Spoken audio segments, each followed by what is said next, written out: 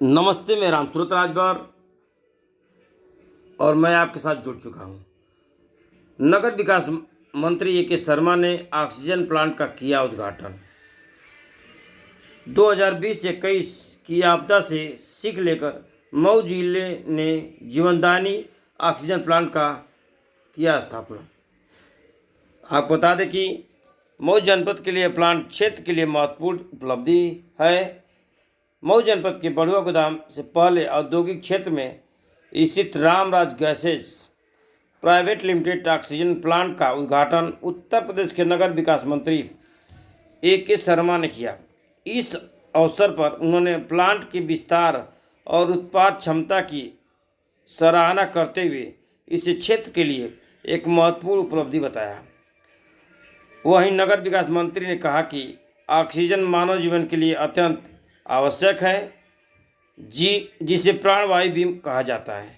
उन्होंने वर्ष 2020-21 में कोरोना महामारी के दौरान ऑक्सीजन की कमी और उसकी अहमियत को याद किया। मंत्री ने बताया कि उस कठिन समय में ताजोपुर स्थित इस यूनिट ने लोगों की मदद कर महत्वपूर्ण भूमिका निभाई थी, जिसमें इसकी उपयोगिता स्पष्ट हुई।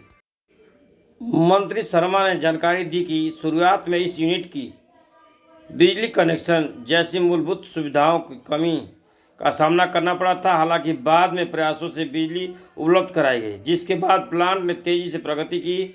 वर्तमान में यह यूनिट प्रतिदिन 600 से 1200 और अब 1800 ऑक्सीजन सिलेंडर का उत्पादन कर रही है। देखें मऊ से रामसूरत राजभर की रिपोर्ट।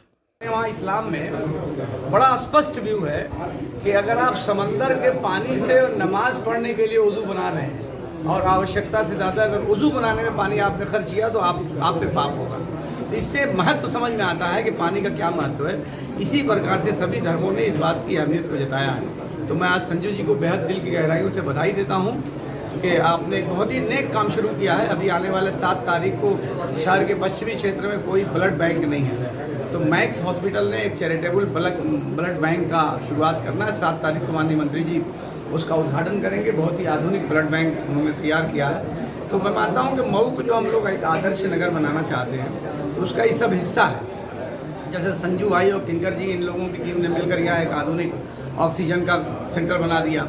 उसी तरह से कोई ब्लड बैंक बनाएगा, कोई हॉस्पिटल बनाएगा, हम लोग सड़कें बनाएंगे, रास्ता बनाएंगे। चेयरमैन साहब, एक बात ये जानना चाहते हैं कि ऑक्सीजन लाइफ लाइन होता है, और लाइफ लाइन हम याद दिलाना चाहते हैं कि कोरोना में जिस तरीके से लोगों को मऊ में परेशानी हुई, लेकिन इन्हीं की यूनिट ने काम किया और अब इसकी जो क्षमता है बढ़ा दी गई है। तो क्या लगता है कि इस यूनिट से न सिर्फ पूर्वांचल बल्कि पूरे उत्तर प्रदेश में भी फ़ायदा होने वाला है? देखिए, पूरे उत्तर प्रदेश में तो फ़ायदा नहीं होगा, लेकिन पूर्वांचल के अच्छे खासे हिस्से को इवन यह नेपाल तक भी कवर करने का इनका प्लान है।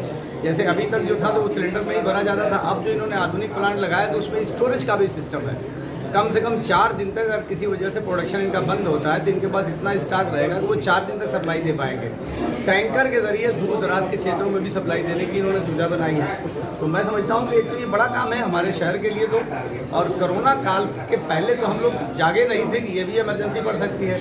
तो कोरोना काल में कम से कम एक समझदारी बढ़ी है, और जिसका नतीजा ये कि इस तरह के प्लांट कायम हो रहे हैं। लिक्विड ये प्लांट है। बात कर रहा है बाजार से लेके कई सारे क्षेत्रों में छोटे छोटे गाड़ी धोने वाले वो सेंटर खुले हुए हैं, जिनके पास कोई मानक नहीं, पानी गिरा रहे हैं, लगातार पानी बह रहा है, जहाँ झाड़ू लग सकता है वहाँ लोग